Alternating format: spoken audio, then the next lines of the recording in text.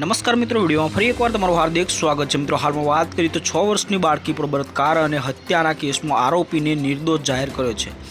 રાજમહેલમાં ઝારખંડની પોક્સોની કોર્ટે આરોપીને મૃત્યુદંડની સજા ફટકારી હતી, પરંતુ હાઈકોર્ટ શોધી કાઢ્યું હતું કે આ એક નિર્દોષ છે તેવી એક વાત સામે આવી છે। હાલમાં વાત કરી રહ્યા છે એટલા માટે કે 6 વર્ષની બાળકીને પિંકી નાખવામાં આવી હતી। હાલમાં વાતને લઈ સૌથી મોટો ખુલાસો થયો છે કે શિમલા બહલ પોખર ગ્રાઉન્ડ પાસે 6 વર્ષની બાળકીને મૃતદેહ મળી આવ્યો હતો।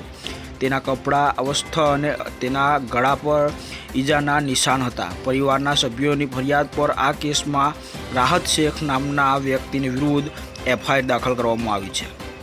હાલમાં આ વાતને લઈ સૌથી મોટા ખુલાસા થઈ રહ્યા છે કે નિર્દોષ છે કે પછી હત્યારો છે। બાળકી પર બળાત્કાર કર્યા બાદ તેના હત્યા કરી હોવાની પરિવારજનોએ શંકા કરી હતી। આ કેસની સુનાવણી દરમિયાન રાજમહેલની વિશેષ પોક્સો કોર્ટે પોલીસ અધિકારીઓને ફરિયાદ પક્ષના તપાસ કર્યા બાદ પોલીસ અધિકારીઓ સહિત 12 સાક્ષીઓને હાજર કર્યા હતા।